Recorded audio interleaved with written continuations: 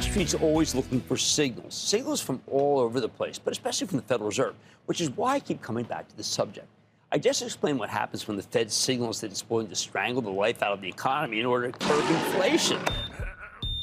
Investors figure that we're headed into a slowdown, the stock market plummets, and it tends to stay down. Now let's talk about the other side of the coin, because while the Fed can be the ultimate destroyer of value, it can also be our salvation. That's the thing about a Fed-mandated slowdown. It's man-made, and anything that's man-made can be unmade. As the economy cools down, sooner or later the Fed will stop tightening. If that's not enough to turn things around, and it rarely is, they'll be at ease. Wall Street speak for cutting interest rates.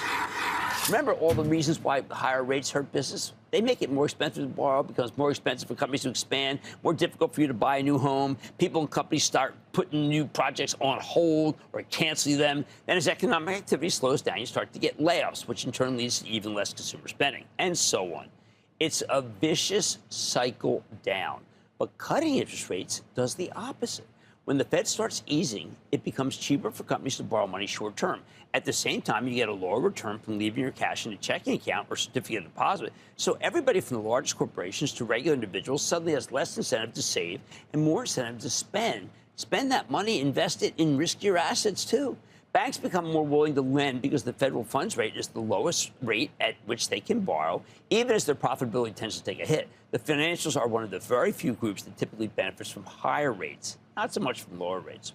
Put it all together and you get what it really amounts to, a virtuous circle.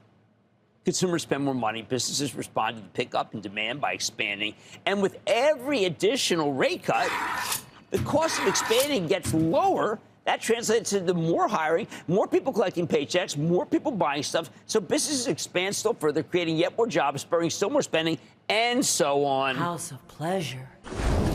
Don't miss a second of Mad Money. Follow @Jim Cramer on X. Have a question? Tweet Cramer. #MadMentions. Send Jim an email to madmoney@cnbc.com or give us a call at 1-800-743-CNBC. Miss something? Head to madmoney.cnbc.com.